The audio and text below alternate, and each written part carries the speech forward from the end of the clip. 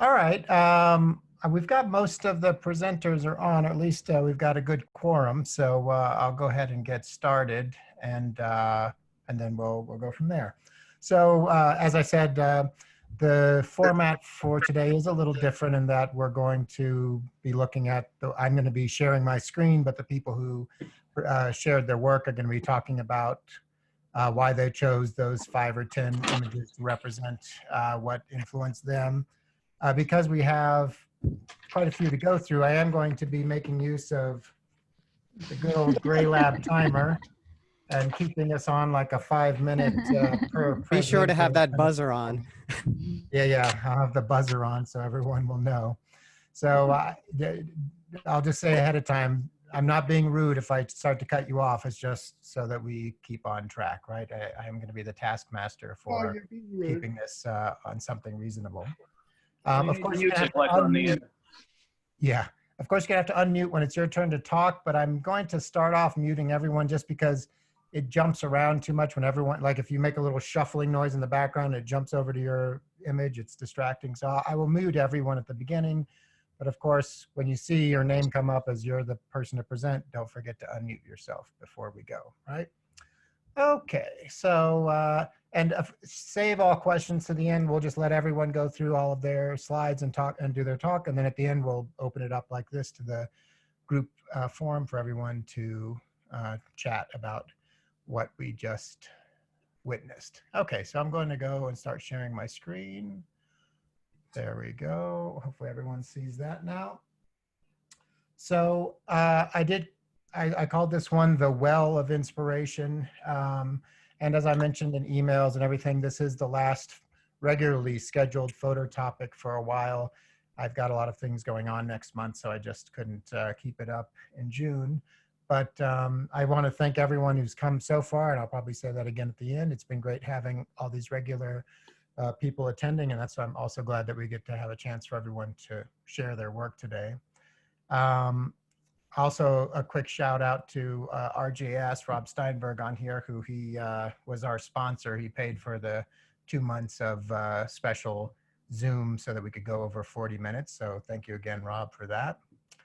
And so why the well of inspiration? Why not something else? You know, looking up the definition of inspiration, of course, it comes from, you know, inspire, the idea of breath going in. And I brought out this definition of this even quote from the Bible of, you know, the breath of God going in and giving spirit and all these sorts of things. But I was thinking more in terms of a place that you have to keep coming back to, right? You've got to come back to the well. You got to get the water, a place that you come to be replenished over time. And so the well seemed like a good metaphor in that sense, but also as a place that could run dry, right? The well of inspiration does run dry. And I'm sure we've all had that moment of not knowing exactly what to do. And then maybe by going back and visiting these other resources of things that inspired us in the past, it, you know, breathes new life, fresh water into the body and gets us back out there photographing. And then also I think of these things as things that can, to stretch the metaphor a little bit, is something that can get poisoned, right? Or like, you know, brackish water can get into the well.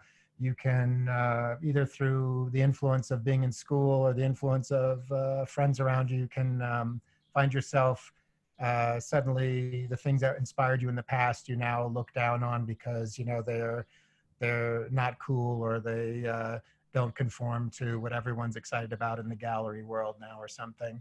And that maybe it takes time, but you come back and find that the water is fresh again later. So it's something we can keep coming back to. And then, as perfect metaphor for today, is also a place that people gather around, right? How many times have you liked the work of a photographer, either been at someone's house and seen the book on their bookshelf, or you go to an opening or a museum show and, you know, you see somebody else there that there's this common interest around something. So as a gathering place too, these sources of inspiration. And I think we'll see that today in, you know, names that get repeated and some photographers that show up in a number of different people's presentations, that, you know, there is this common source that also ties it together. And in some ways, maybe even adds to the inspiration that, you know, that other people are also looking at the same work and being nourished by it. And of course, as I mentioned last week when I mentioned one of my teachers, Carl Sesto, who recently passed away, I think teachers obviously have a big influence for those of us who went to art school, especially, or went to grad school.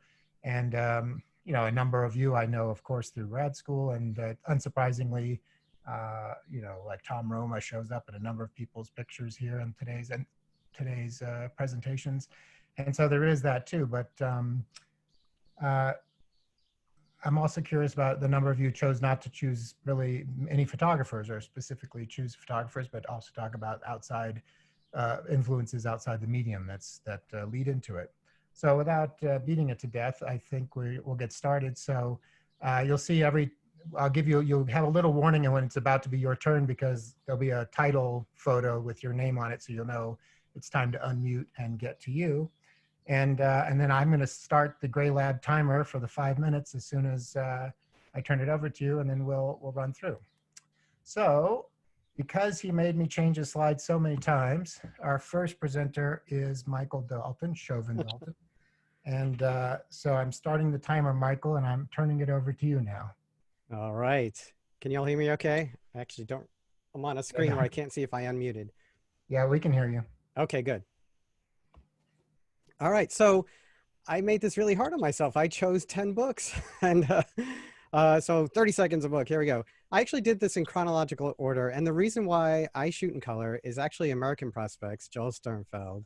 And the work that impressed me the most was the idea of the work that impressed me was that this idea of the big static landscape where people were just these parts of the landscape and really introduced me to the idea of the democracy of a photograph. Next. Okay. Then when I was still an undergrad at SVA, I wanted to be a photojournalist.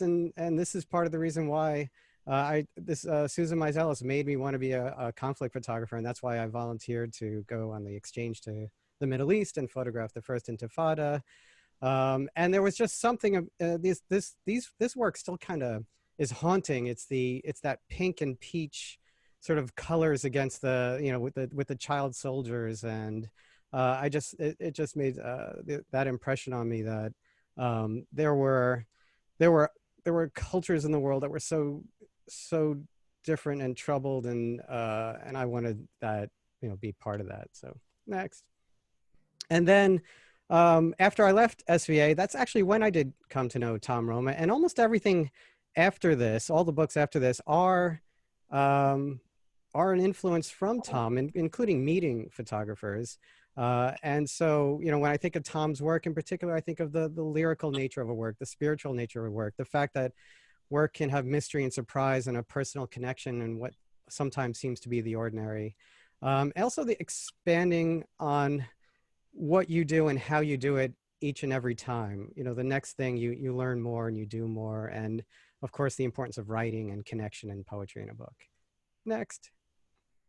And then, William Eggleston's The Guide was, to me, I know it came before American Prospects, but it was the small format idea of that, color work, the idea that also what you use, the tools you use, the camera you use affects the way a photograph looks and how you work and the way you treat your subject matter. Sharkovsky's idea of the frame and the vantage and all of that. And of course, that beautiful essay by Sharkovsky about the way Eggleston handled color has always been a big influence on me. Next. And then the idea of the panoramic and the garden and photographing the thing that is almost already artwork in itself, the sculptured garden. And how do you make that something else and something more interesting? And it's, this is where I thought about the recontextualization of the image through format and the medium and the perspective and the way you mix the details together. Next. And then Raghuveer Singh, Banaras was probably the first book I bought of Raghuveer's, and I still think it's some of the best color work ever made in photography, and the combination of the landscape with color and not the static, but the active people. If you put any stock in the decisive moment, I think this is the work where you think about that. Next. And Marilyn Mark, one of the photographers that I came to know really well, and the work that was in some ways, in my mind, different, not connected to all the other photographers that I've kind of come to know, or through their work or in person, and got to know her work ethic. And it was tough, and it was directed, and it was passion and everything else. And the collaborations she did with documentary work with Martin Bell is why I show that work all the time in documentary photo. Next. And then Jen Davis. Jen Davis's work is something I got to know actually really through Kai when we were doing the show together. And that is, that's the work that I love to show my students. Because I should preface this. This is, when I was thinking about this, I was thinking about me as a photographer, but me also as a professor. And I love to show this work to my students because it's accessible. It's personal. And I think about their circumstances and what they have access to and resources for, and what they can do in their time frames in their lives. And so this work really fits that. And then there's The Disappearance of Joseph Plummer, which is this fantastic fantasy work that I think about a lot.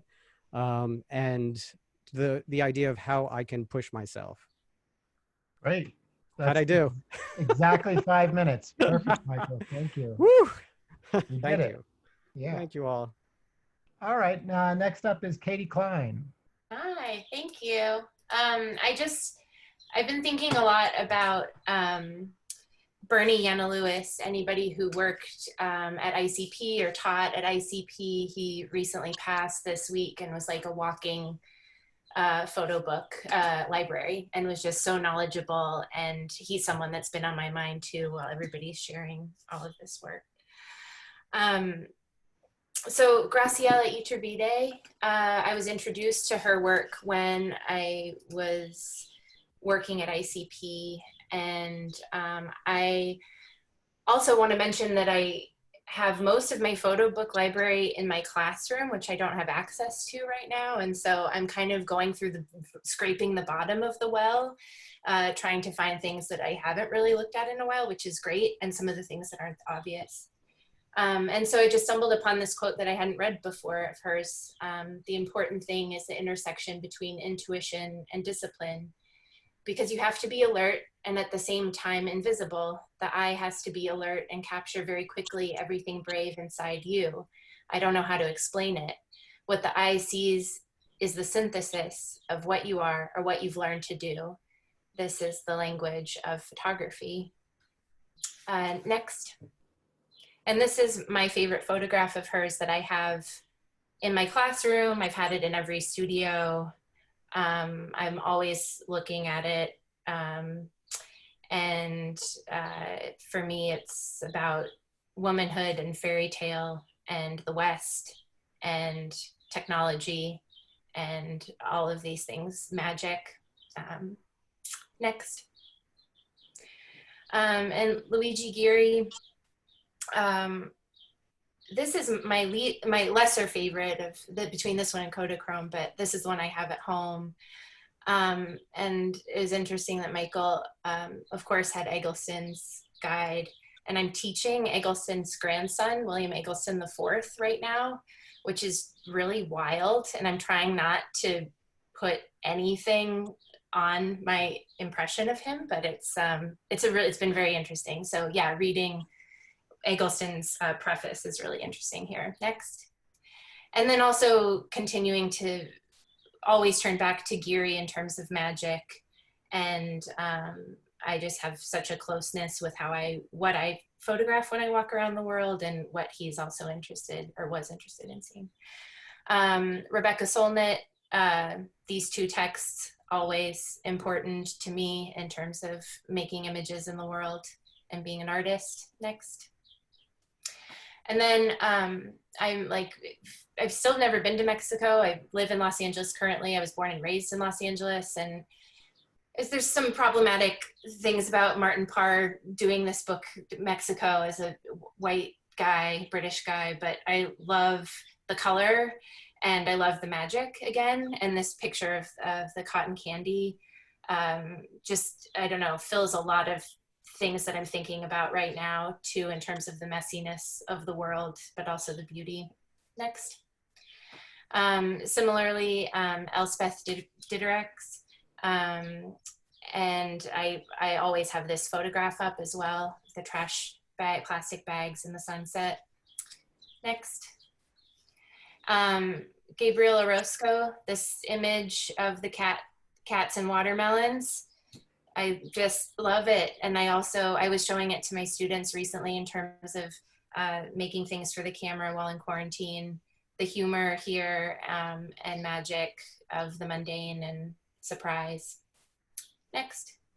And then thinking about where I currently am 3, I guess, years into motherhood.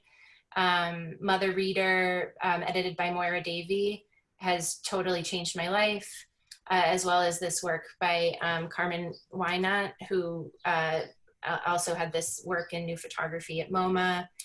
My Birth, which is on the right. And then I found this book, The Family of Women, published in 1979 on Amazon. I got it for like $2, and I just think it's lovely and weird.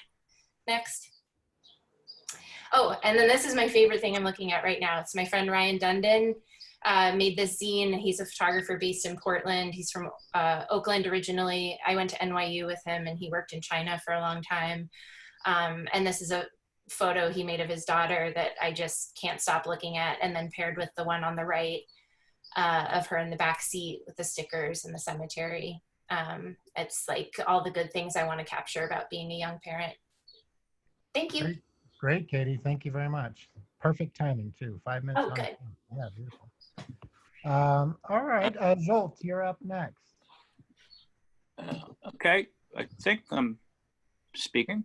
Oh, there you go. So I guess I'll start reading this quote out, which sort of sets up pretty much everything I'm thinking about, which is from Toni Morrison, which is about art and all kinds of art, which is what I've been dealing with, at least in the quarantine, and most of the time it's just like, and what the presentation is mostly about is about actually other things other than photography that I find to be important to me.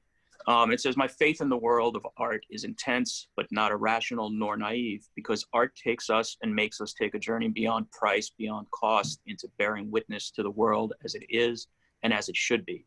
Art invites us to know beauty and to solicit it, summon it from the most tragic circumstances. And then you can go and just sort of roll through them.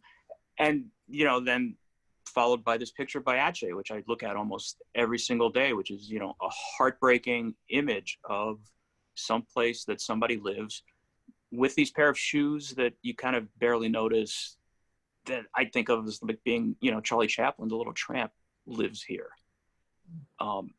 And it informs my concept of bearing witness. I mean, that's what I feel like I do.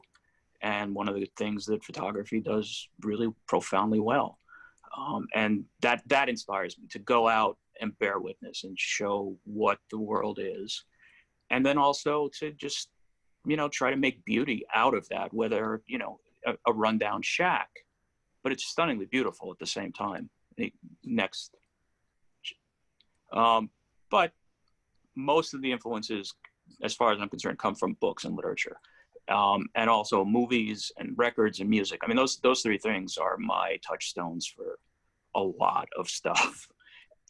Probably because they tell stories, which photography tells its own story and photographs tell their own story, but they're not really specific. You can't be specific like you can in a novel or in a movie or a song. You put the picture out there and people are going to make of it what they will. And so this, I keep going back to writers that write densely, that there's a lot of information in. And then movies. Again, stories, going back to early black and white work to stuff from the 80s, 90s, maybe a few things from a couple of years ago.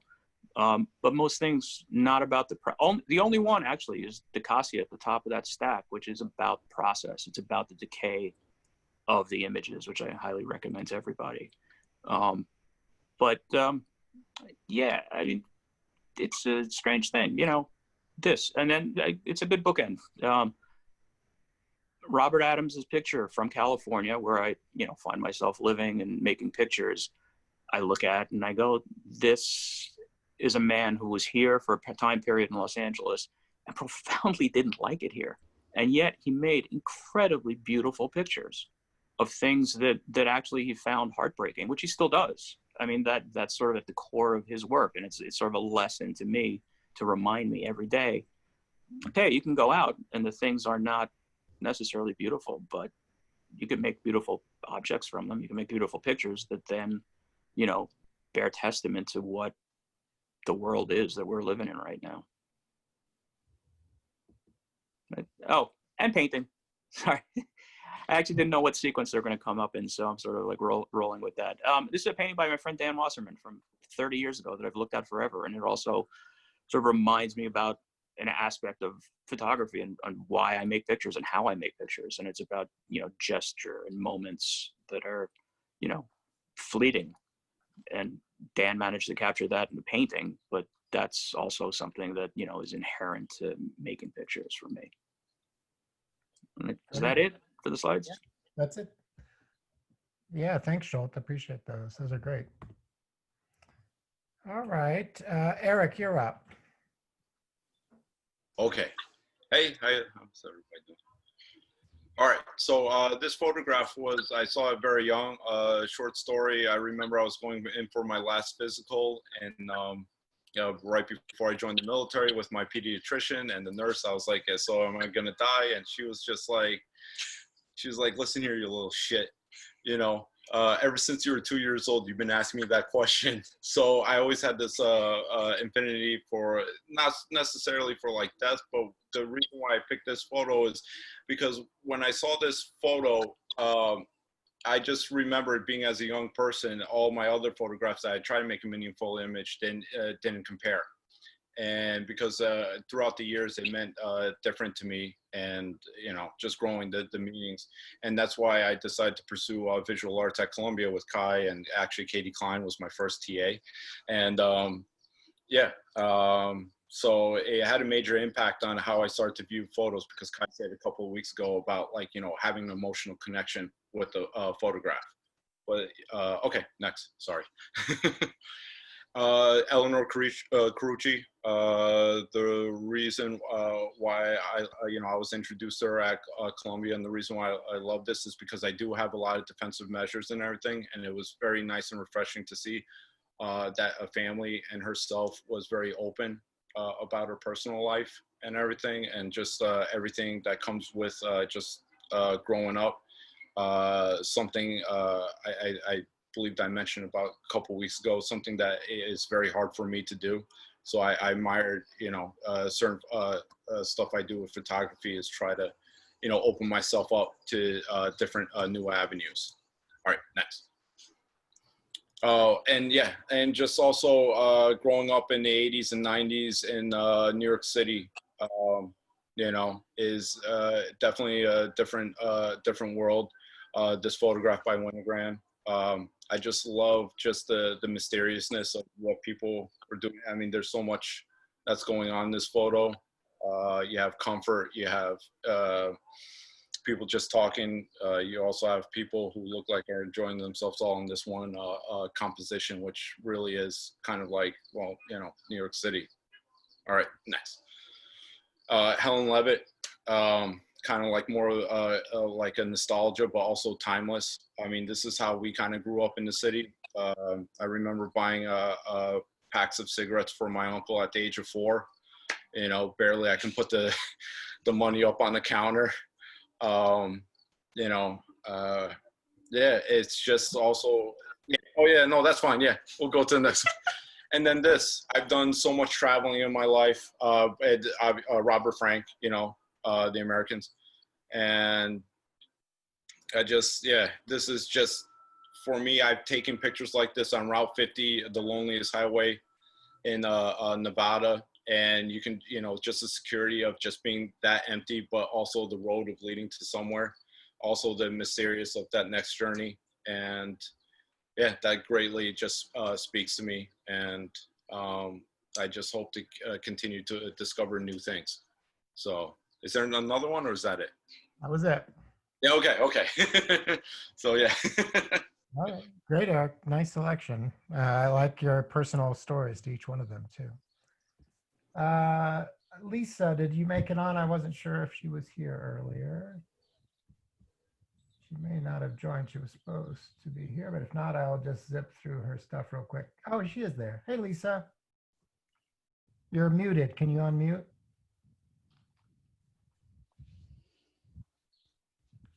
All right, I'm here. There you go. I'm starting your 5 minutes now. Okay, well, I'm not even sure I have 5 minutes, so I'll talk about it a little bit. What I'm really interested in is photographing the drama, the cinema of the domestic theater. And I like to photograph the familiar, my family, my world, wherever that is, here and there.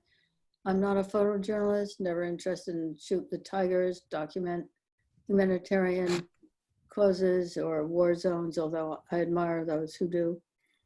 And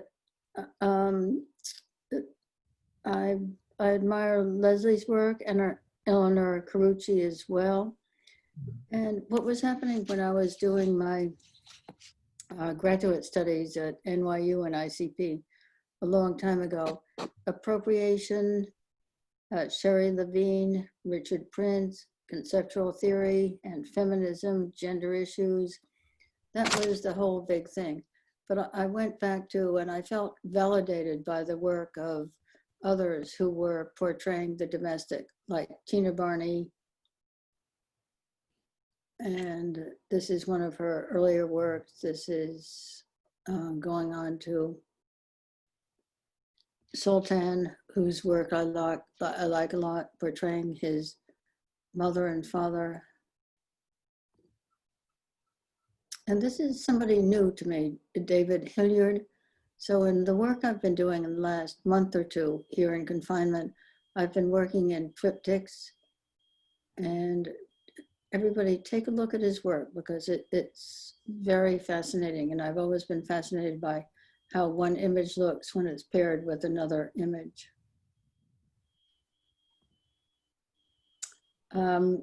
I like her work a lot, Laura Latinsky, again, validating my ideas of domestic, what's on the plate. And I could do a long talk about her work, but what she really shows is what's left behind. They're not beautiful images a la Instagram, and everybody knows how Instagram can make beautiful images of food. And she leaves it to your imagination. Who was here before? And there's a quiet too. And it's consumption and non-consumption and very mysterious and very cinematographic and very beautiful. Nice. So you want to talk about your Atje connection real quick?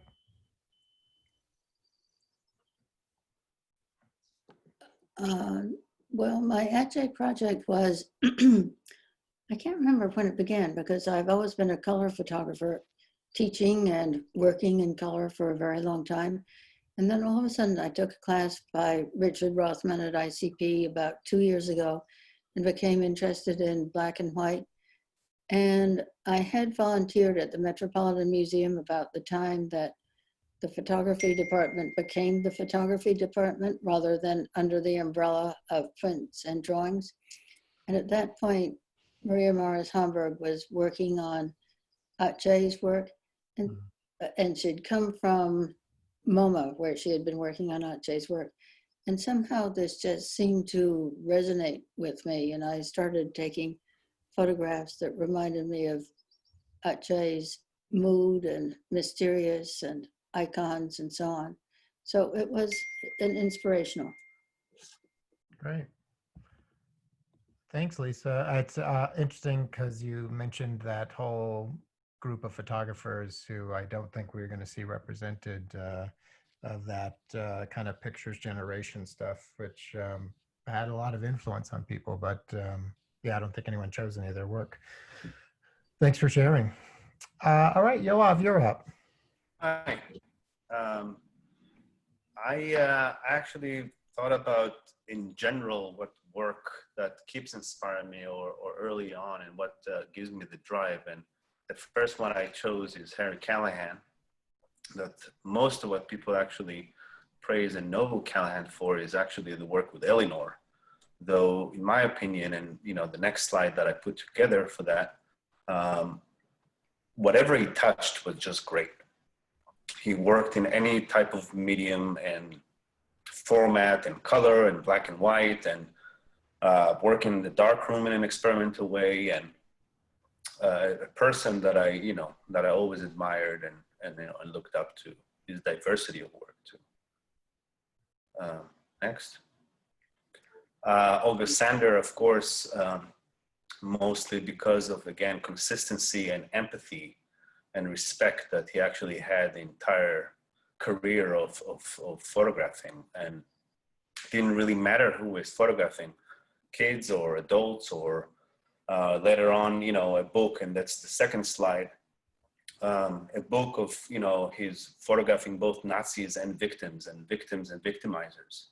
And regardless what he's photographing, it was just full of respect and empathy, which I have a lot of things to learn from that, and I think we all, in terms of photographing. Next. Another photographer that, that I keep going back to and looking at his work is, of course, Kudelka, and specifically the book of Gypsies, of, again, how come a foreigner, in many ways, is managing to live among these people and make those very, very tender and beautiful works, just because his heart is probably so big, And the next book that I chose of Kudelka was Exiles. And I think that somehow I can relate to this work in many ways, as pretty much living the past 23 years of my life away from where I live, not out of force like he was.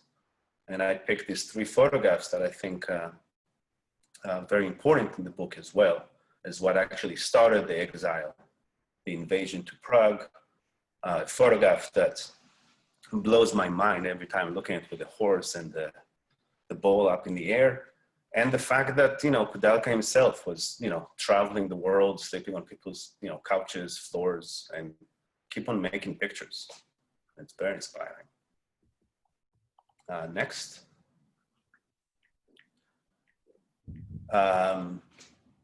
Every time, and I love the presentation you did on Tchaikovsky as a photographer, but I keep going back to his writing over and over again. And every time I need a little, words of wisdom, and imagining him saying that in a very, very, considered, every word is right where it needs to be.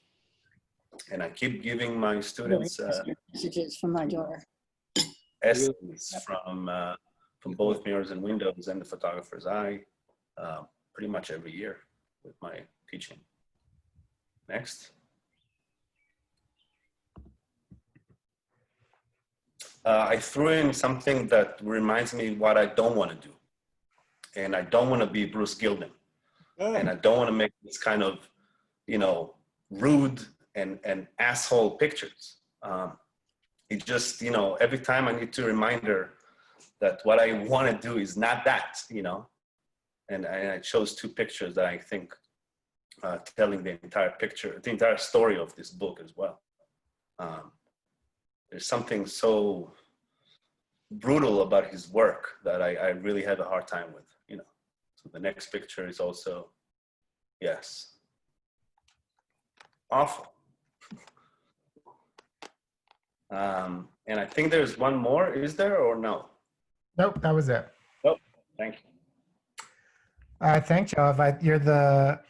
You're the first person to throw in the anti-influence, which I think can be just as important. And of course, Lisa talked about the pictures generation people and that too. So maybe that was anti-influence, but I think that can be equally as important, right? Looking at what you don't want to emulate. All right, Michael, you're up. Are you muted? We don't hear you if you aren't.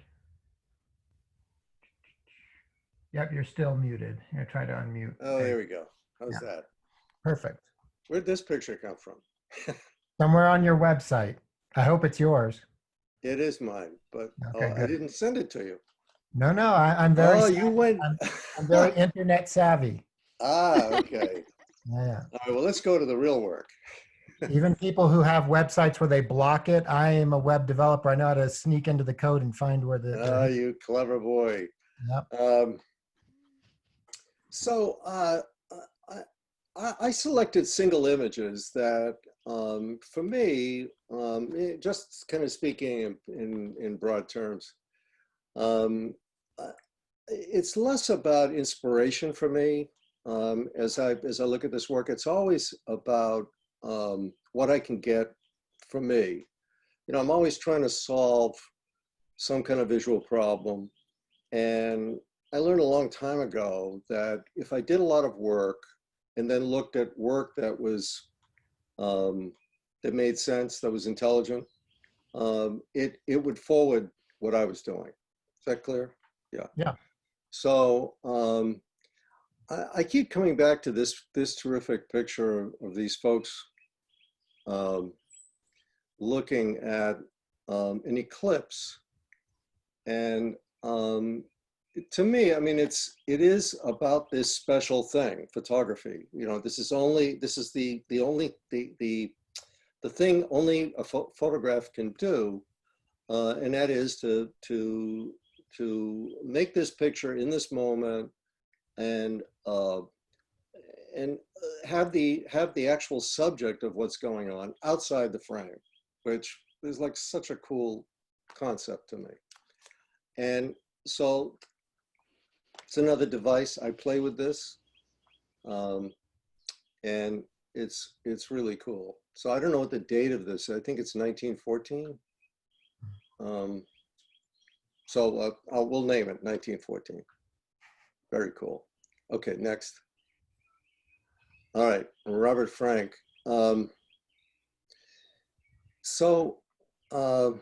In keeping with the idea of inspiration or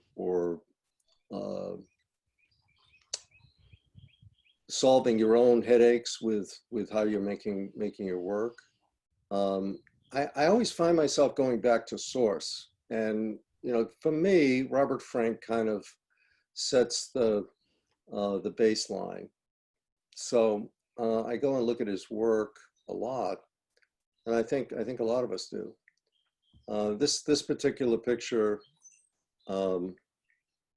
is one of his lesser known pictures, but I always loved it because it's just so great, so great. Okay, next. So I'm not sure why these got a little mixed up, but okay. So this is some of you may know Anthony Hernandez, a LA-based photographer, really terrific, really cool, curious mind. And this is work he did of bus stops around Los Angeles, shooting with a 5x7 camera. Really just love the whole idea of like he disappears. I mean, here he is with this huge camera and a tripod. And in every one of these pictures, he just disappears. And to me, that's something we get to do with a camera. Okay, next. Sergio Lorraine, Chilean photographer, who's had this kind of Roman candle of a career. And his work is just beautiful, beautiful work. Back to Robert Frank. This was from, I don't know whether this picture has ever been published. I found it in a show at Bowdoin College 2 years ago. They had this huge Robert Frank show, and of all places in Maine. And terrific work. So I love that picture. Henry Wessel. Henry Wessel's another photographer whose work I look at a lot. He is one of the new topographics people. And his work is about photographing in a way that let me put it another way. He photographs almost reflexively, and he sees something and he photographs. He doesn't think about it, and I need to be reminded of that. Okay, next. So we're actually at time, Michael. So okay. Go through your winograms. I have a couple of these winograms. Okay, I'll make it brief. Gary Winogrand. These are a couple of lesser known pictures. You know, they also speak to me. I really love these two pictures. I mean, you know. Yeah, it's great. A lot of good stuff got unearthed because of that SF MoMA show, right? Yeah. Okay. Thank you. Yeah. This is Shelby Roberts, who I didn't see join. So I'm going to scroll through her stuff. Yes. Okay. So she's not here. This is not the Shelby Roberts that had a show at Sage Paisner's gallery. So Sage, don't get thrown off. She had Walker Evans in here. Hey, Kai, I may have to leave you promptly at 8 o'clock, but okay. When does your class that I'm taking on the photo book begin? June 11th. Okay, great. See you then. All right, Lisa. Hi. She also had these, and I don't think anyone else had any of his works. To say, Joe and BI, I've got a family situation I have to deal with. So, Joe and BI, thank you, Kai and everybody else. This was really fun, really great. So thank you, Kai, for putting us all together. Thanks, Lisa. Thanks for sharing. Bye. Right. All right. So she also had these great, the Library of Photography, you know, from Time Life, which I know a lot of us have seen those. But she's not on, so we're going on to RJS, Robert J. Steinberg. Hey, guys.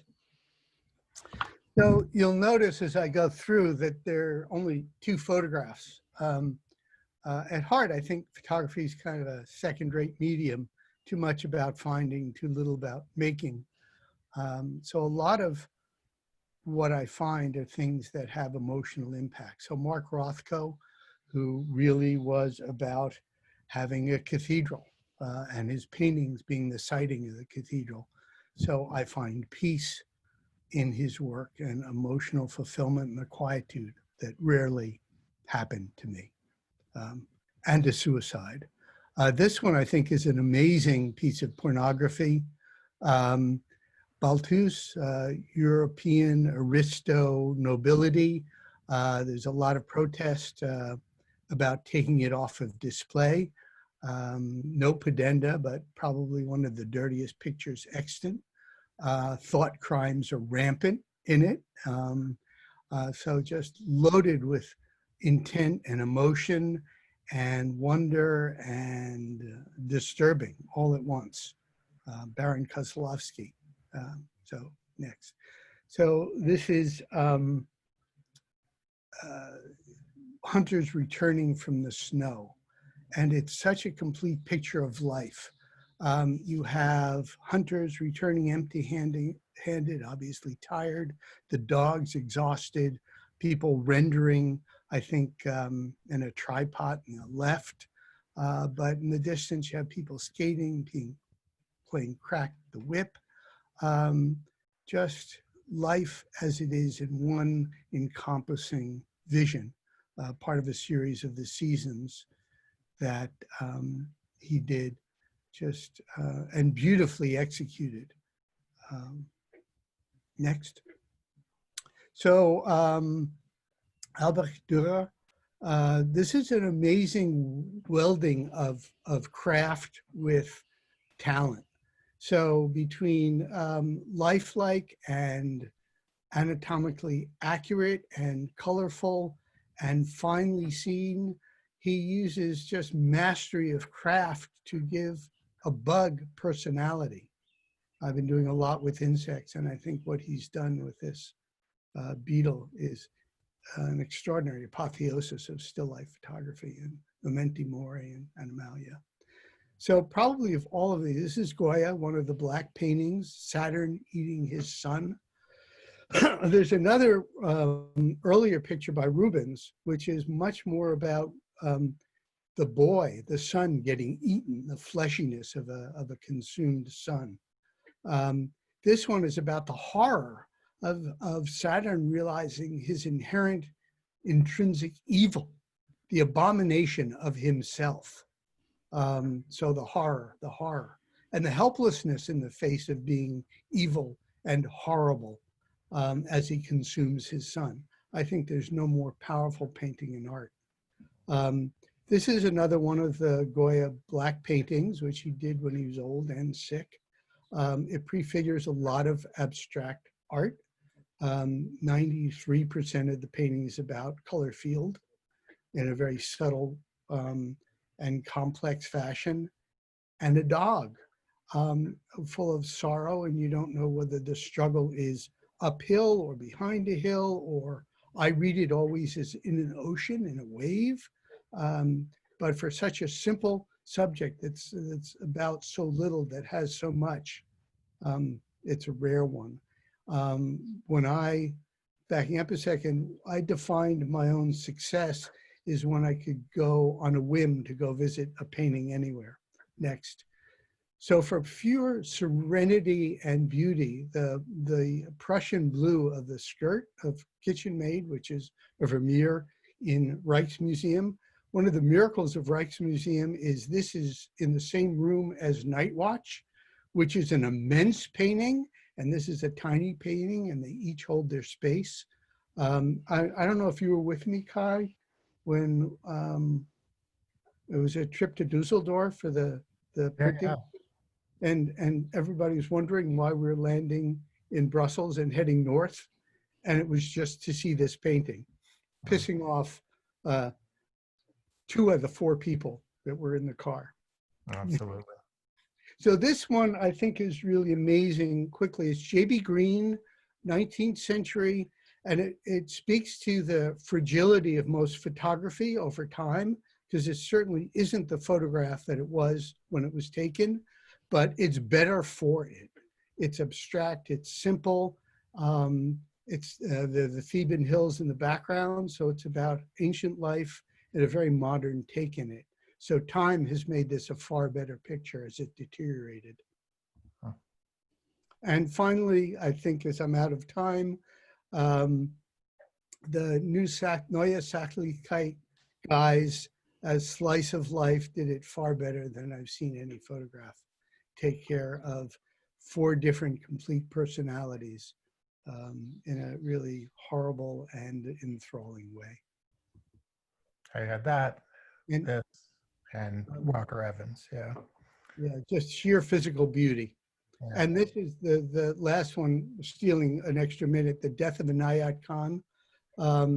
The Mughal emperor thought Inayat Khan, as he was dying from his opium addiction, would be great entertainment. So he hauled him out to the center of court for the week while he lay dying. And this was the start of my successful career as I turned them into 4x5 foot albumin prints on cloth. And this was a 4x5 inch Indian miniature drawing. So thanks. That's it. Thanks, Rob. All right. Tony Chirinos, you're up. Don't forget to unmute. There you go. Oh, look at the picture that you picked. Okay. So I think this is really interesting because I think then people will understand where I came from and why I'm making the work that I'm making. So when I started high school, I wanted to become an artist. And so all I did was I draw and on paper with charcoal. So I'm very interested in Albert Dürer next, MC Escher, and of course the drawing of Leonardo da Vinci. But what I was interested most in was the technical expertise that it was shown in these drawings. Next. So I had an amazing high school teacher by the name of Susan McGuire, who was married then to Bill McGuire, who is the person in charge of the photography program at FIU, Florida International University.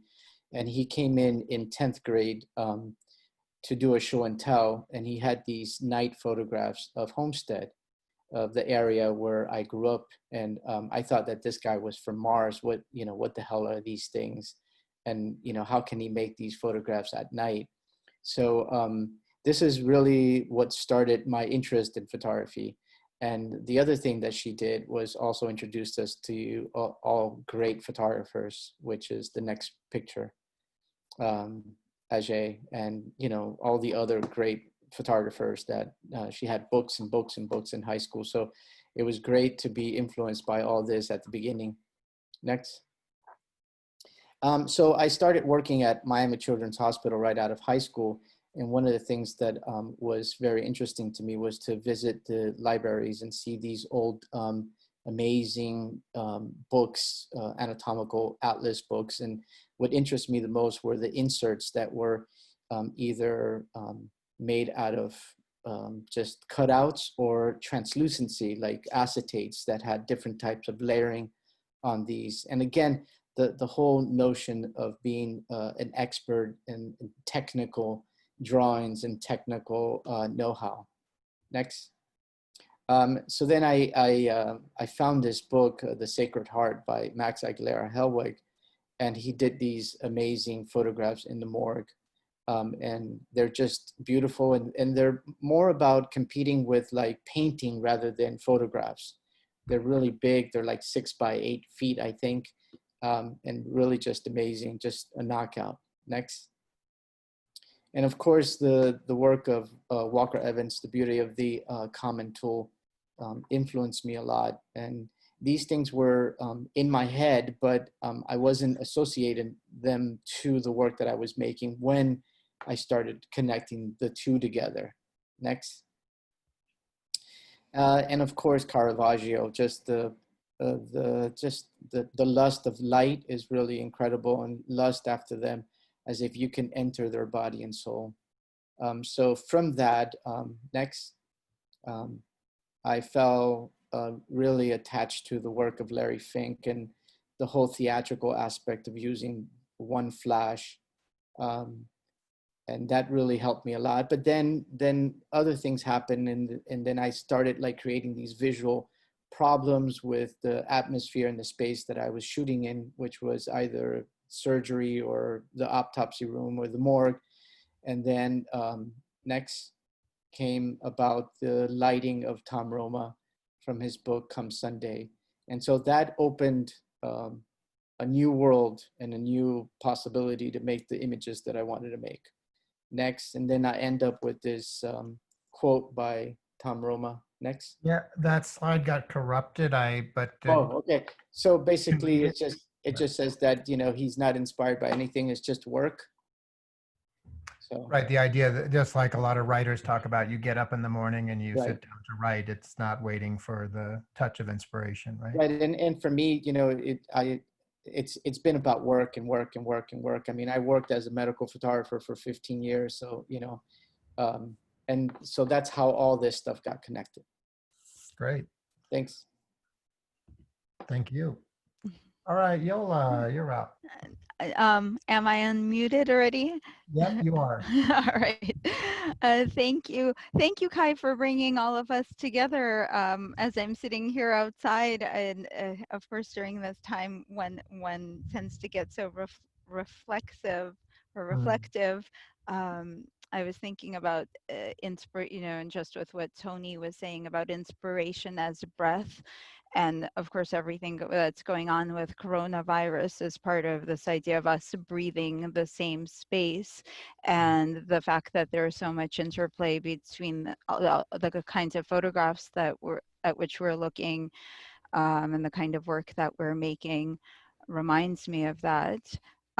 Here is Walker Evans's a photograph from 1955 from the same set. Tony showed Stahl's chain nose pliers, $2.49, made with an 8x10 camera. and maybe part of what I'm interested in are some of the kind of bigger problems of questions and problems of photography, but that, you know, reflecting on the nature of work, doing work as a photographer that reflects on the nature of work, and using a tool in this case to reflect on the nature of tools, and this idea that there is always something in it to be discovered. You know, and here I was reading from Crafts Unleashed, and I learned that the jaws of chain nose pliers are shorter, making them easier to work with, and the surface on the inside of the jaws is completely smooth, not serrated. This is extremely important to avoid marring and scratching your wire as you work with it. And this idea of it, you know, and this is here on this, well, on my laptop screen, it appears smaller, but it's made with an 8x10 camera, and it's larger than actual scale. And I was you know, showing it to Leopold, my soon-to-be 8-year-old son, and compare, you know, this idea of that you can almost touch it, and that there's something in the world, you know, something in these tools that come out of this very long tradition of making, that always has something that could be revealed by them, you know, and this idea of making as a form of knowledge, to which I think photography really connects. Next. Thank you. So Just to pace yourself, Yola. yeah. I won't say so much about about all the pictures. So here, photographer unknown from a maritime album by Sharkovsky and Benson. I really love many of these photographs, and since I was thinking about the quote last time when we were talking about Sharkovsky, but in this book he makes the observation about the fact that, you know, with the fact that there's not so much use for commercial photographers who photograph these highly specialized things as they did in this height of seafaring. And, you know, this is a steel-hulled ship that was used to haul coal and then later oil. And there's so much, I won't go into it now, but that you can see. Oh, sorry, I'm not quite done yet with the construction of the ship, but he was saying that as our photographs strived to be interesting to all, they became interesting to none. And there's something about this kind of specificity of looking at particular aspects of the world and how things work that's very fascinating to me. And then there's also the pictorial moment of that tiny ship in the distance. Next. So like Katie, also I've fallen in love with Graciela Iturbide and just ordered one of her books. But I, you know, to say something about teaching, learned about her from one of my students who wrote about her in a paper. And I find her photographs really magical, and to have this idea of finding a kind of, you know, you spoke about the well, but a deep spiritual resource in the culture of your people, and to make that her mission. Okay, next. And here is another Mexican photographer. Oh, I forgot to say, I really would like to recommend, there's a new graphic novel about called Photographic, The Life of Graciela Iturbide that we just got, that's kind of for kids, but also would be interesting for us. But this is from a book that I really love, both for the design and the photographs, Pablo Ortiz Monasterio, The Last City, and it was produced in Japan with rotogravure. It's just ravishingly beautiful. But again, there's this detail. I was thinking of you, Kai. I wanted to steal one of your pictures from of the doorbells to put in the slideshow, but I was thinking of this kind of you know, beauty, surprising beauty of the rudimentary electrical panel and fuse boxes, and the kind of emotional quality that he gets at with his photographs. Next. So you're actually out of time, Oh, Yola. I'm out of time. Okay. Very verbose. All right. Well, so I'll just say the names: Luigi great. Giri. Yeah, Luigi Giri. In case you don't know him, Kawashima Katori, Mirai Chan is the name of the book. He photographed a friend's 4-year-old daughter. Next. Helen Levitt, of course, we know, thinking about the magic of New York City. And then John Henry from his series Stranger Fruit. I keep thinking about it for, bringing it up to students. And of course, at this time, I wanted to include it and to think about this kind of connecting to Tom Roma's photograph of the ewe and the lamb in Sicily, this motif of the mother and child and the nature of love. And then closing finally with another photographer unknown, a personal, photograph from the day we were leaving Russia to come to the United States. But this way that there's a, oh yes, that's Yola, there being gripped by two grandparents. But yeah, the way the kind of the mysteries of life are unfolded in photographs, and that the answers are never fully given, but the emotional resonance and the ability to make the connection persists. Thank you, Yola. And nice to see that picture of you as the young lady. All right, next up is Sage. I know you're. Hey. Hey, Sage. All right, so this is Alan Sokola and swimming in front of Bill Gates' house. So thinking about Alan and like globalization and where your products come from right now, I think is a good thing to be aware of. So always an inspiration, kind of taking on the bigger topics in life next. Oh, wearing masks. So that's Midnight, and that's Arlene Godfrey, who I just found out that her brother is, of course, Gilbert Godfrey. But I always loved her work a lot and kind of following a subject for a really long time. So thinking in that way, investing in someone and kind of photographing them over time and what that says about the photographer and the story. Next. Dawood Bey, and thinking about kind of America and the colonization of American Indians and the slavery of African Americans and the racism that's going on still today. So thinking about injustice and talking about history then and now. Next. So Robert Frank in Gallup, New Mexico. I'm from Santa Fe, and thinking about like this immigrant coming to America and ending up in Gallup, New Mexico, kind of photographing the original cowboy, this Navajo dude. Music and the jukebox. I don't know, this photograph has always influenced. Right. Harry Gamboa Jr., this was done with OSCO. It was a Chicano art movement in the 70s. And this photo kind of talks about like press and the misrepresentation of press and the power of the photograph.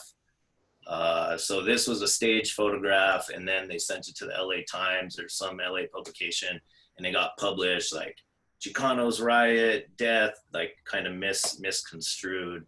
So thinking about the media and what's going on right now with the riots and what we see, what they show us basically.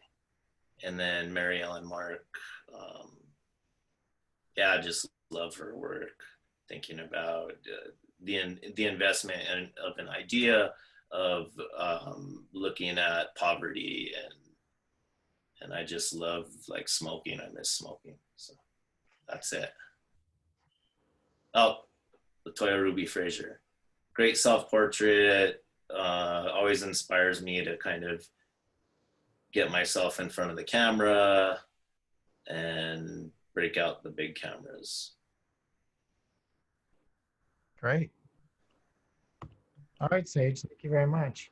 I enjoyed that you threw in a couple names that I hadn't seen before, which is always also part of the reason why we want to have these kind of presentations and see what is inspiring other people, right? Yeah, a couple of people I worked with, and just some images that I've always inspired me to make photographs or think a little bit deeper about why I make photographs and how I make them and how they approach their subjects. So thanks. Yeah, thanks for putting this together. It's been great to see all the different photographers. Thanks, Sage. All right, Cameron. Yeah, I've enjoyed it too, and it was kind of difficult getting ready for this because, you know, I was thinking about how I'm going to be presenting, you know, showing to photographers who probably know all this work, but for risking being obvious, I will just show what I prepared. So Cafe Royal, the one thing that was important for me was affordability when I was thinking about what I was going to select. So all of the books are $50 and under, which I guess in the photography world is affordable. So many of the great books, you know, cost hundreds of dollars, but this is a publisher based in London who focuses on British documentary photographer, kind of from the 1960s to the 1990s. Most of it's black and white work. He makes zines with the book, and he publishes almost one a week, and he has a newsletter, and it's always a visual highlight in my inbox to open the newsletters. And you don't even have to buy them. You can basically view the whole book online. And if you do want to buy them, they're like £6 and £2 or £3 to ship next. Oh, so I recommend signing up for that newsletter. This is a series which I'm sure a lot of people discovered during the lockdown when the New Yorker mentioned it in their goings-on about town. The photographer is Deanne Dykman, and starting in the 1970s, she took photographs of her parents as she was leaving their house. You know, she would visit them for the summer, and then as she was leaving with her son, she would take a photograph of them, you know, waving goodbye. And the work, kind of similar to the Brown sisters, spans 40 years. And it's just, I find it inspirational because it uses sort of the vocabulary of minimalism, but charges it with something, you know, very emotional, and something that seems to me like, you know, saying goodbye is something that we all experience in a very human and painful experience, but also quite beautiful. Next, please. Luigi Ghiri's book Kodachrome. He seems to be the leitmotif of the night. Everyone's mentioning him. I picked this up at Dashwood Books. Again, it's was a self-published book from the 70s that Steidl or Mac, which is a great British publisher, re-released. And next. I just trying to figure out in the background to try to get that to stop. Yeah. Whoever's phone is going crazy, maybe they can. Oh, hold on. Or maybe that's you, Ken. That might actually be me. I have headphones in. I thought no one could hear it. It's pretty annoying. That's all right. So yeah, so Luigi Ghiri is just really a master of color photography and kind of the poetry of the everyday. I love his use of the tighter, you know, kind of a tight lens, and he kind of plays with reality and the represented, and tries to blur the two. So Henry Russell's books, another person who keeps on getting mentioned tonight. Again, his books are usually very expensive collector's items, but Steidl has started to publish his work, and I picked this up at Strand, I think for $50, and it's, I would say, you know, his most you know, famous series is Traffic, but going back to what Rob said about how photography is a totally kind of insufficient, I can't remember exactly what you said, insufficient medium, I would agree to some degree, except for when photographs are clustered together, you can create something that you can't really do in any other artistic medium. And yeah, Continental Divide is, I think, a real masterpiece of the sequence. And yeah, this is just an image from that book. The next is, you know, another leitmotif, Tom Roma, but I did a screenshot because I also wanted to give a shout out to MoMA, which has an incredible catalog online. Seems like not so much to ask for, but theirs is really great and easy to navigate. You know, you just select a photographer and then you can kind of click through them, and it's just, they even provide you with sort of high-res images. And right now, my computer background is Love Before Breakfast by Walker Evans. I just right-clicked and saved it. But I think about this photograph almost every time when I leave the house to shoot. I love kind of the awkwardness of it and the everydayness, but also the light and the way that it strikes the side of the house. Not like in a cheesy romantic way, but and it also yeah, I love the way that in that book and in this photograph, Tom Roma sort of activates his everyday surroundings. And to me, it's kind of a challenge and a reminder to always be looking near, you know, in your immediate surroundings for photographs. And it is possible. So you had Sergio Pertel, which I'll quickly go through, and then Walker Evans, again, another leitmotif of the evening, right? And thank you. It was good to see some of that stuff that we, even the repeats were still good to see because you chose other stuff that we hadn't seen from them. All right, Dennis, we're rounding the corner to the end here. We've only got two more, I think. So Dennis, you're up. All right, I think I should be pretty quick. I didn't have a lot of photographs. You can go to the next one. So I put in these two Callahan photographs of his wife and daughter because I photograph my my wife and daughter a lot. And I thought, I thought the inspiration question made me think more about questions, like questions that I ask myself personally and photographically. And these Callahan photographs I always find interesting and kind of moving in the distance from his wife and daughter, who he made all these photographs with that. I think that's something when you live with somebody or you're close to somebody all the time, you see them from a certain distance. So it's interesting to like take that extra step back and try and make photographs from further away, or like this one where he's actually focused on, I don't know if it's a cement pole or something that's in the foreground, and you see those two figures in the background in the distance, not even in focus.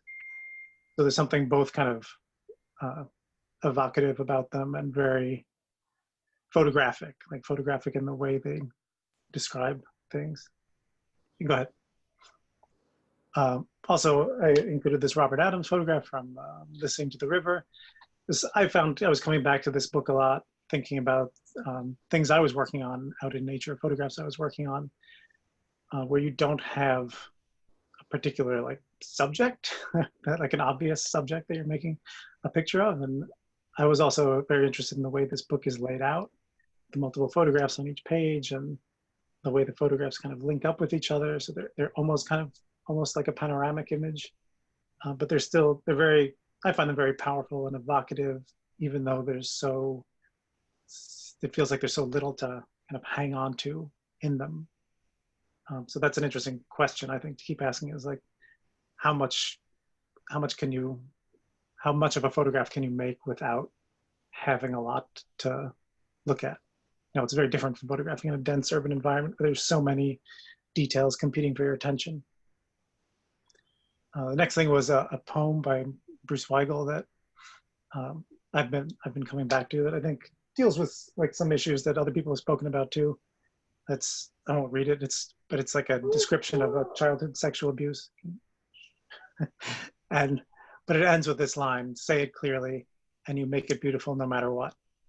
I think that's an interesting, like a question for photography. Like, is that true? Certainly, it's something that I think we all try to do to some extent, is make things beautiful by photographing them. Next one. This was also a Tom Roma photograph from my neighborhood. It's not a great photograph. It's just kind of an interesting one that I picked because it's in the neighborhood that I live in, and I think that's an interesting thing to keep in mind too, is to be aware of kind of what's around you and ask questions of it and see those kind of layers of history in the environment. That's something I think about. Next. And this, I probably half the people on here I've sent this to at some point. It's a piece of writing that I keep coming back to. It's an essay by Seamus Heaney, Government of the Tongue. And it's something that's, I think even with all the stuff that's going on now, I think it's something that's worth going back to again. So I'll just read a little bit of this where it says, he's actually quoting T.S. Eliot, where he says, in the midst of what is going on now, it is hard when you sit down at a desk to feel confident that morning after morning spent fiddling with words and rhythms is justified activity. Especially there is never any certainty that the whole thing won't have to be scrapped. And on the other hand, external or public activity is more of a drug than is this solitary toil, which often seems so pointless. And he says, here is the great paradox of poetry and the imaginative arts in general. Faced with the brutality of the historical onslaught, they're practically useless. Yet they verify our singularity, they strike out and stake out the ore of the self, which lies at the base of every individuated life. And he goes on, it says, it is like writing in the sand in the face of which accusers and accused are left speechless and renewed. And then he reproduces chapter 8 of John's Gospel, which is the description of Jesus kind of confronting the people who are going to stone the woman for adultery, and compares kind of poetry to that writing in the sand, where it's, it is something ineffective. I think it's true to a great extent that photography or poetry or arts are something that don't have much power or efficacy in the world. I don't even really think they bear witness really, but they still are worth something in some way. So this is something I come back to a lot. I've read this a number of times. Great. Yeah, I hadn't seen it, so I'm very happy you included it. I read it this morning. All right. Next up is Kim. All right. So when I started in Tom Roma's Photo 1 class and your Photo 2 class, I always tried to photograph things that I thought would be interesting to others. And it wasn't so much about what I thought about the subjects, but it was more so what I thought other people would think of the subjects, until you and Tom told me, you don't have to go out and photograph some sort of spectacle to tell a story about something. And then I looked inward to myself and I started photographing my family. And I'm like, I guess there's a story in here, because when it comes time to those icebreakers, when you have to introduce yourself to other people that you have no clue who they are, when you're starting to meet somebody, like, for example, for me, I never know what to say. So I turned to Eleanor Carucci's photographs, and her photographs in closer of her family, of herself, of her children, they just, I don't know, there was some sort of vulnerability that just spoke volumes about who she was and, sort of the lifestyle that she was living and her closeness with her family. And then next.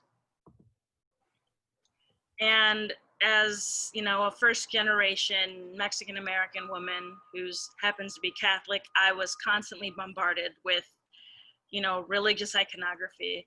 There was a Last Supper painting, or a replication of a Last Supper painting in my dining room, in the dining room of my 5 aunts and like 17 uncles. Everybody had a painting of the Last Supper in their dining room. I don't care who it was. Was it like a cousin who was like 20 years older than I was? If it was my grandfather, everybody had one of these paintings. And I was just so drawn to, what was it about this replication in such a commercial sense of this Catholic iconography that just, why does everybody have it? Is it just like the growing pains of being a Catholic Mexican American, and just you just want to have it up there and like, oh, if I have it in my dining room, like I'm gonna go to heaven. So it was just that stuff that I kind of questioned, and it's like, what makes it sacred as opposed to what makes it just like a replication in, you know, a commercial world. So next. And so was this photo. I know a few other people brought up, you know, Graciela Iturbide, and this is a photo that was taken of the girl in the doorway. It's her 15th birthday. And in Mexican American culture, the 15th birthday or the quinceañera is, you know, a mark where a girl becomes a woman. And just the awkwardness of the girl in the door, the grandmother probably just sitting there hanging out, you know, it's just, it's such a common thing to me. When I had my quinceañera, it was sort of the same thing. I had no grandparents aside from my grandpa. I was probably all dressed up, you know, dressed to the nines. I was like, oh, I'm a woman now. My grandpa was just hanging out with his cowboy hat and his cane, just sitting in the banquet hall. And I'm just all like fancy hanging out, an awkward high schooler, just, you know, finishing up her freshman year, turning 15 years old. And I don't know, these just coming of age photos, as sophomoric as it sounds, it just, I don't know, they just really resonated with me. And I really just love capturing just what I felt in these times. Next. And then this one, this is Mary Ellen Mark, of the guy that played the Lone Ranger.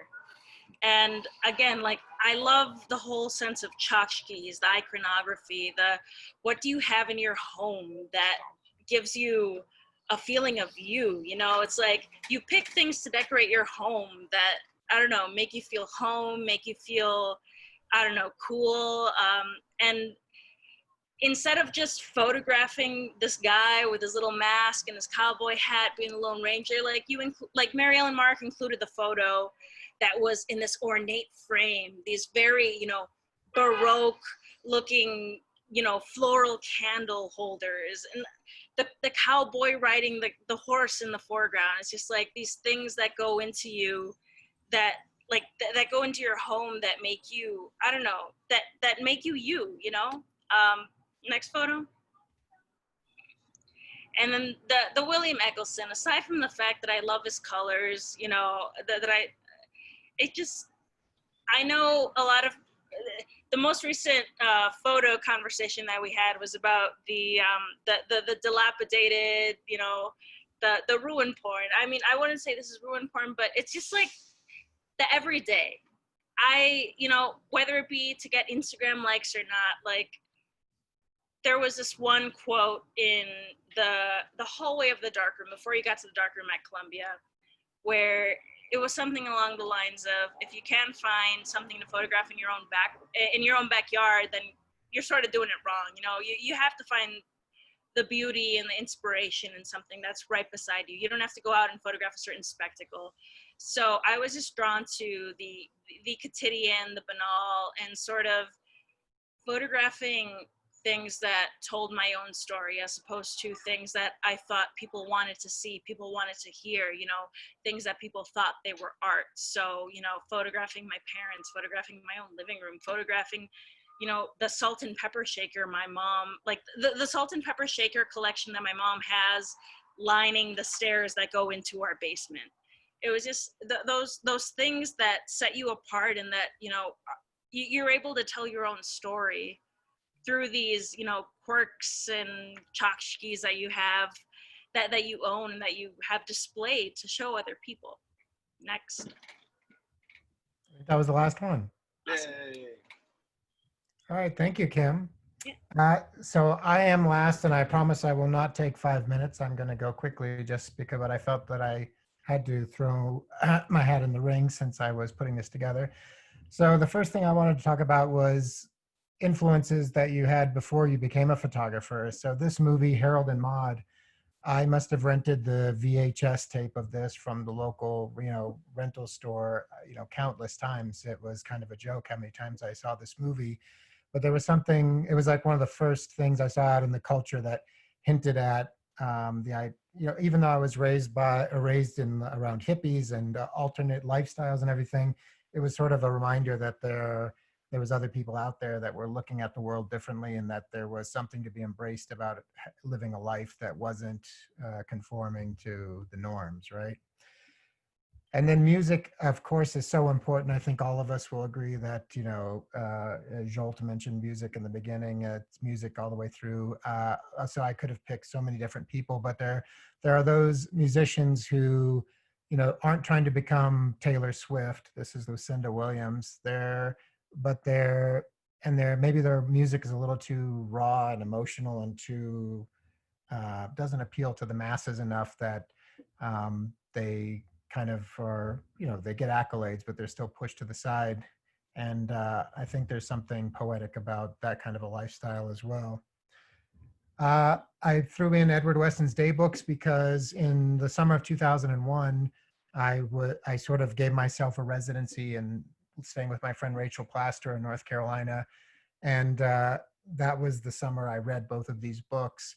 And I think it was Rob Steinberg. Someone said earlier that, these books launched 1,000 bad ideas, and it may be true, but reading him talking about his life and again, maybe with the Harold and Maude connection, this idea of like what the life of the artist could be like, as romantic as that could be. That summer, I just left New York. I just left Boston, moved to New York, given up full-time and job to try to have more of a life of an artist, something I've done a couple times now. And reading Edward Weston's day books made me realize that this wasn't such, I was the only person who had these thoughts before.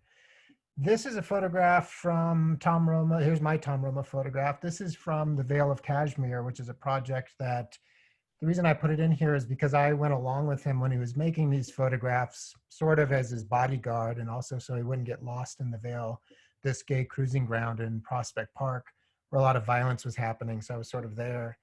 And the reason I put it in here as one of a project of his that inspired me is that the idea that we were going someplace where most people were trying to, like, we were on the down low, not wanting to be known that they were out cruising for sex. And the idea that you could go there and ask people to photograph them and be as obvious as possible with a tripod and a camera, and the two of us walking around. And even though it wasn't work that I necessarily wanted to replicate myself, it was the idea that you could put yourself out there, you could be told no thousands of times over and over again, and still persist, and that the people who said yes were the people who really wanted to be part of your creative life. So I took a lot from that. And then the second photo topic I did was this idea of the camera. And this is the camera that I built in Tom's machine shop. And Dennis Santella helped us out at the end too.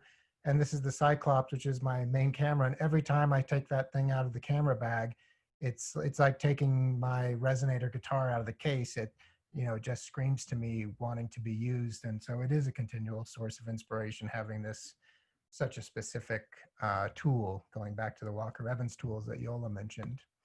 And the last person I'm going to throw out there, maybe less for specific bodies of work, but as this reminder and this idea of the well and going back for inspiration, is someone like Friedlander, who, this is from the book the first 50 books that he published.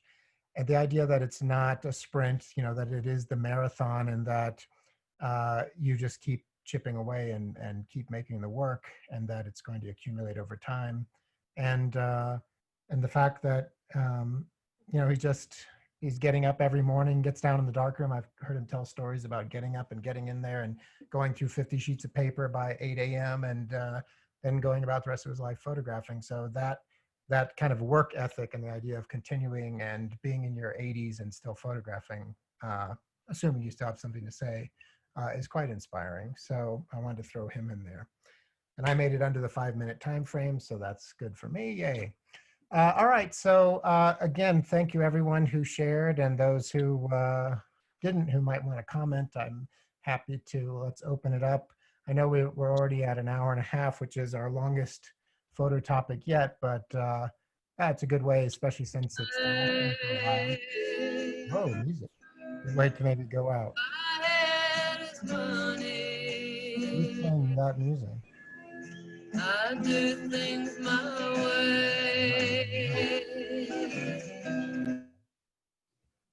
And Katie Klein's got her daughter dancing.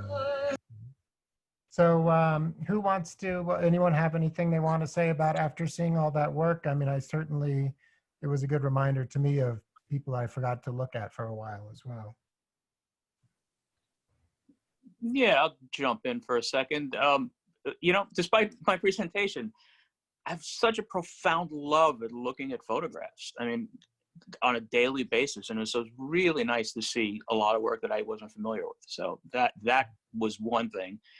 And then this next statement might open a can of worms and might be, maybe a potential topic for you if you come back and do more of these things, which is something that Katie Klein said, which I'm kind of curious about, which is, she said that it was problematic that Martin Parr photographed in Mexico as an older white man, which, I think that's a dangerous thing, because then does Helen Levitt's pictures in Mexico make them invalid? Who else? I mean, Cartier-Bresson photographed in Mexico, and then not to even include Mexico, I mean, then almost every photograph that Robert Frank made also falls under that rubric. So I don't think that that's necessarily something that Well, I mean, this is something that we struggle with all the time, right? And I'll let Katie, of course, jump in, but there's this idea, and it comes back to, of course, intention doesn't work because people's intentions don't necessarily, translate into the work they make. The work could be counter to what they thought it was going to be. Yeah, I mean, I think it's something we have to struggle with in terms of, because the beginning of the history of photography had so much of that kind of colonial spirit in it, that there's echoes of it later on. But of course, we can't limit ourselves. I think anyone should be able to go and make work anywhere, assuming that they find a way of doing it, and maybe not fall into Yoav talking about our buddy Bruce Gilden. But Katie, you want to add to that? I'm actually not familiar with that work of his, so. I think I was just trying to say quickly that I'm looking at it a second time with a more critical set of eyes, and just I still really like the work, and I feel like anybody should be able to photograph wherever they want. But I just feel like the first time I looked at the work, and when I first saw it as a very young photographer, I was a bit more naive about the white perspective, I guess. And so I just wanted to mention that I was thinking about it in light of having some more education.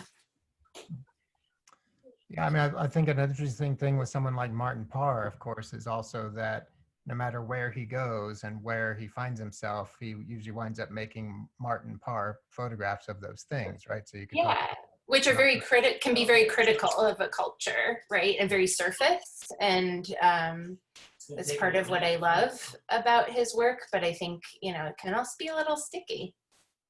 Well, problematic doesn't necessarily mean invalid either.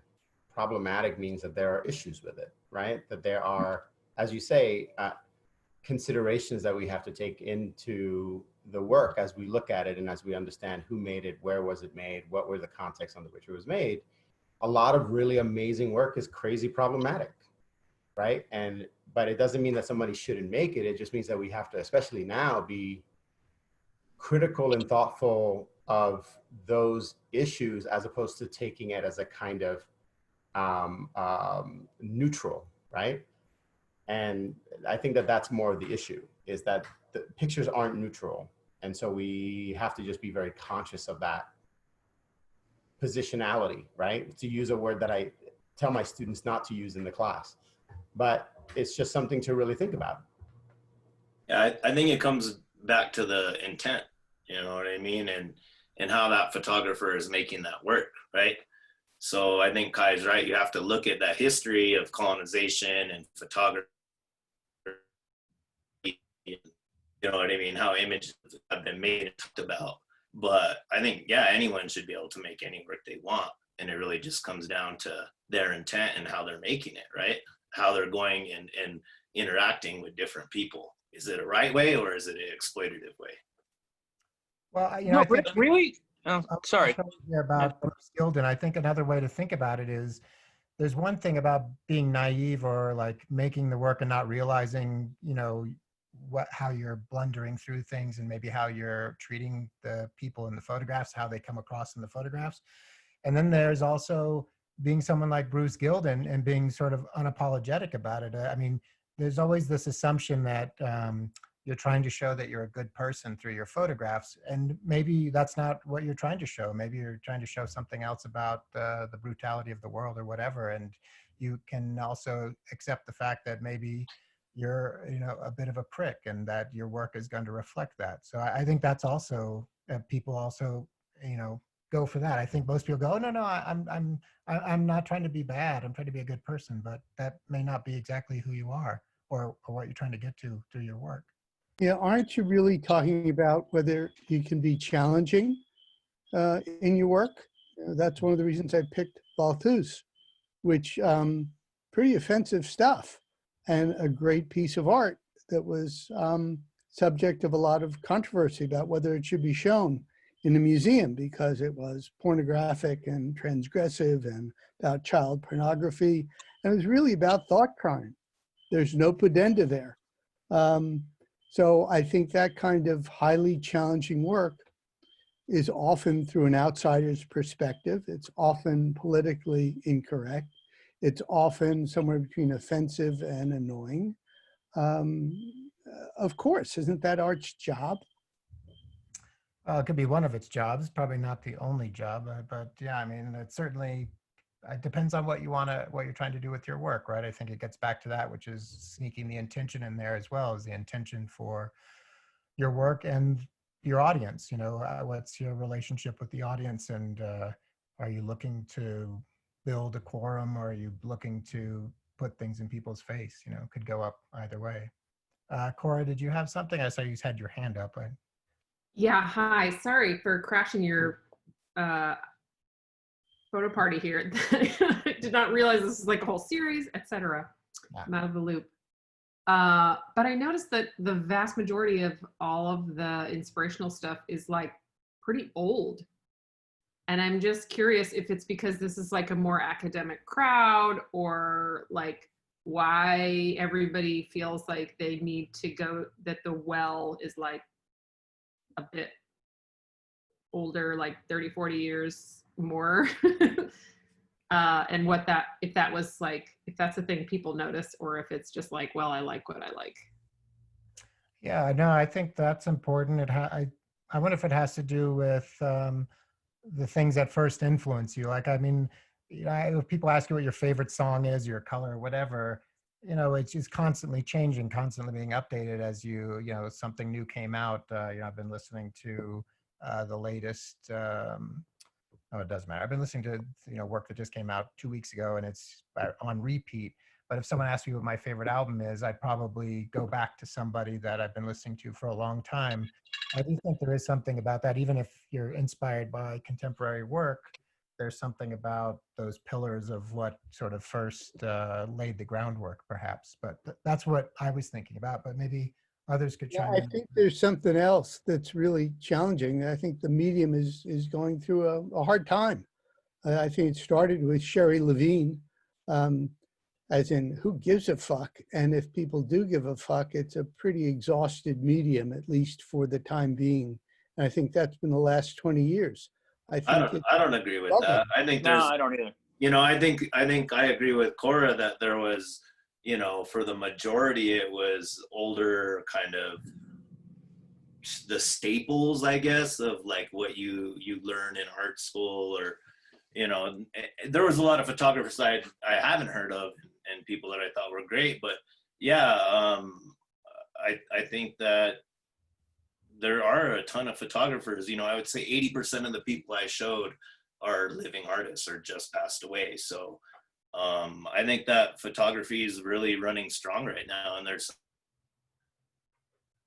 I guess, just for me, when it comes to inspiration, it's always like a newer, fresher thing. Like I already know about the people I like. They don't inspire me anymore. I just love them.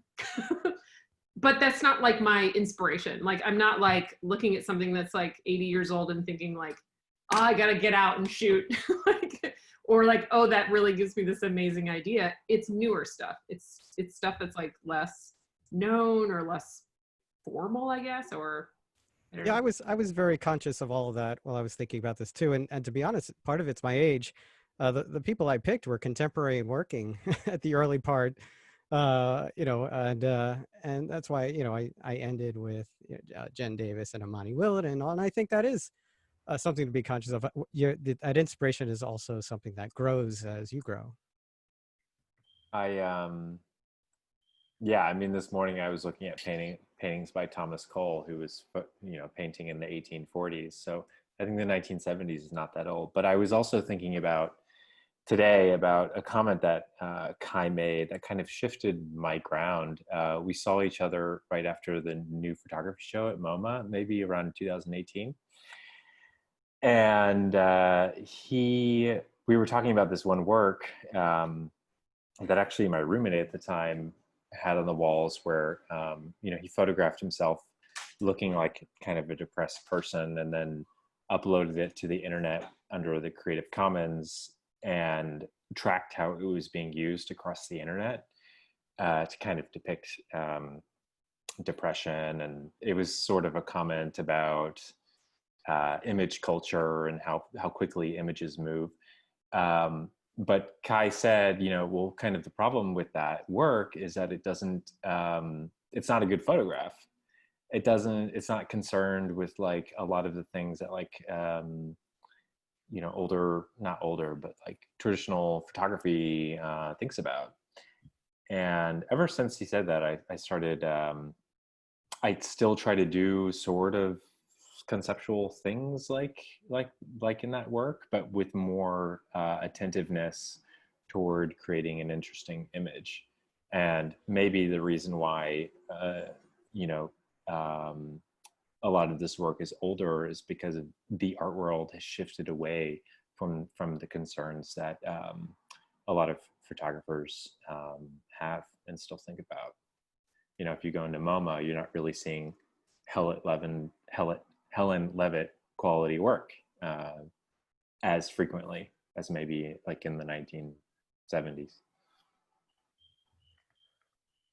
Yeah, I mean, I think it's very interesting, this idea also of it's about having a peer group. So I don't know, maybe, you know, would you, I think at the beginning, when most of you got on, it was after Michael had already been talking to Tony Chirinos and mentioning that he shows his work to all of his students every semester as for inspiration. So maybe amongst your peer group or people that you consider your peers, you don't show their work the same way. I'm not so sure. Yeah, I do think that if you bury your head in the sand and say, like, you know, you don't listen to any music since after you were in high school, which I think that's a study that came out or something about it. Most people's music is from when they were in high school and earlier.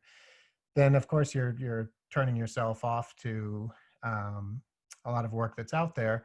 On the other hand, there's also trends and things that go in work, and a lot of contemporary work. I've made many trips to Chelsea when I was living in Manhattan, where I'd make the rounds and come back and feel like what was being talked about as the contemporary work wasn't nearly as interesting as work either my friends were making or the work that you know first got me into photography. So that could be part of it, building on what both of you were saying, and trending and what people are currently holding up. But I think part of it is also that we also go back to this era when there were fewer makers, right? There's fewer people or fewer things got out because there was the gatekeepers, fewer books were being published, fewer people were getting their music out there, so that there was this kind of small core that we could all learn about or know about. And now if you go into looking at contemporary work, you know, I mean, we got 19 photographers on this call, but there's thousands of people graduating every year from these programs, and it's almost impossible. It is impossible to know what everyone's doing, and it makes it more difficult too. So we're in this era of multiplicity, which I think also makes it a little harder to find the stuff you want to identify with, but still important too. Yeah. there's also a question of, I think it's just the clarity of the prompt, right? It's like, Robin was saying something about inspiration versus influence, right? Like you might be inspired, I'm inspired by something much more contemporary, but your influences, they go way back, right? To those first kind of moments that you could discovered something. And so those things are formative, and they're difficult to disconnect yourself from, and they are always kind of in the back of your mind, right? Like if I had to, I wanted to show something really contemporary for the week because I'm really excited about it when, of course, I didn't get my act together, but that's a different conversation. But if I was talking about influences, I'd probably be talking about like a Daido Moriyama book I saw when I was in high school or junior high school or something like that, right? I like Daido Moriyama just fine. I find his work a little tiresome now, but I still would consider it something that was influential and that was important for my formation as a photographer, right? For a certain kind of making that I wanted to do. So I don't know that I would pick one or the other. I think old or new, it's like, does it do something for the way that you think about the making the photography that you are engaged in? You know, like a lot of folks here showed at Jay. I mean, if you want to talk about really kind of throwing the rock back, I mean, it's difficult, right, to kind of get away from that. But there's a reason why at Jay is so important. There's a reason why it has a kind of, there's something about that becomes a real anchor for a lot of folks that are making a particular kind of work, especially out in the world. Somebody else might have shown someone else, but Robert Frank, I mean, you know, what is it? Robert Frank is the one book that still sells out every year, or so. There's some crazy Steidl stat about Robert Frank books, right? But there's a reason for that. It's formative. It gets shown over and over and over again, and it has a particular kind of way of pushing people into a particular way of making work within the photographic medium. And I'll shut up now. No need to. I am going to close us down in a little bit because we're almost hitting 2 hours, which I think is going to be unconscionable. So, what else? Anything else? Anyone else wants to add to the general conversation? I don't mind adding something. I just think the work should challenge you. It doesn't matter if it's old or new. So as long as it challenges you, and I know that I'm going to say something here that maybe will stir up another conversation, but I don't want to read the artist statement to understand the work. I didn't hear that. Could you repeat that about artist? I don't want to read the artist statement to understand the work. Yeah, good point. Or yeah, have to read it to understand what you're looking at. Yeah, I mean, again, we're probably a bit of a self-selected group here. Obviously, people who know me or have found out about me. I think everyone on here right now I know or have met at least once. So I'm sure there's probably another Zoom call going on contemporaneously somewhere else on the internet right now where all they're looking at is work that's influenced by Sherry Levine or something. So, you know, we found each other through, again, about going back to the idea of the well, right? And yeah, I don't remember exactly the conversation that I had with Cameron after that, but it was probably something about the idea that it's a visual language. If you're engaging with the medium in an interesting way, like the poetry that we saw go by earlier, then you're trying to grasp with the things that make it a photograph and all of the tools and the language that go into it. And the work that becomes exciting or influential to me is the people who are engaging with the medium beyond the fact that it happens to reproduce in a lifelike manner the world, right? So that you don't have to make a painstaking painting. And there's a lot of contemporary work that throws that out the window, and it's just about the representation of what could be taken, this whole idea of you know, all this work where it's basically like people standing in front of a wall, but it's who that person is and, you know, who they are in their life and all of that. And yeah, it's hard to be influenced by that stuff if you don't see the germ of what got you excited about photography in the first place. But that's kind of the nice thing, is there's so much work going on. There's so much work out there and ways to find it. People posting stuff on Instagram of some show they went to. You know, Sage has got this little gallery here in Santa Fe. There's all this stuff going out there. There's people talking about work. There's things like this that, you know, didn't cost me much to put this together. So I think there's there's potential for lots of influence. There's potential for photography so young considered with the life of painting and so many other of the visual arts that we have no idea where it's going to go. And the stuff that we now hold up as early parts of the canon could very well in 100 or 200 years, no one will even remember who Atget was, right? They'll just be talking about those Claudio Nolasco photographs he made in Miami. So you never know. It's all to be discovered, I think.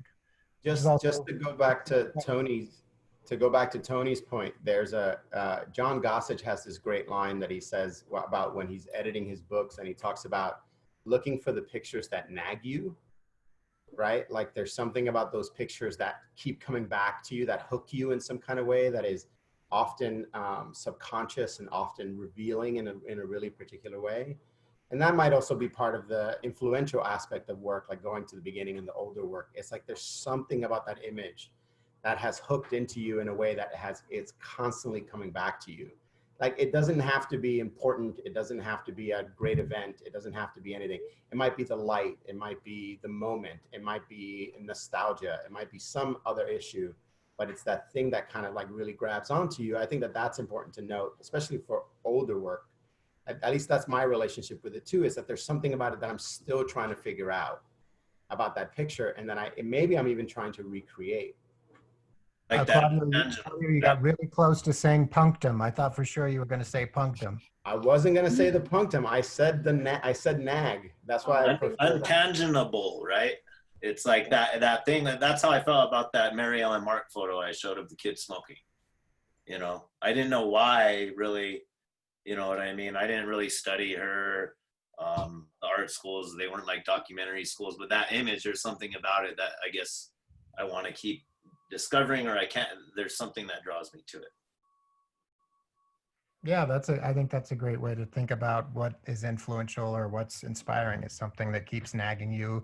And especially if the nagging you is to nag you to not sit on your ass and, be content looking through your archive, but actually to make new work, whether that means you get out the camera and go into your living room, or if it means you get in the car and drive, 200 miles. There's something about going back to that well and finding something to continue to inspire you. So with that, I want to thank all of you so much for sending in the work and sharing and giving the stuff.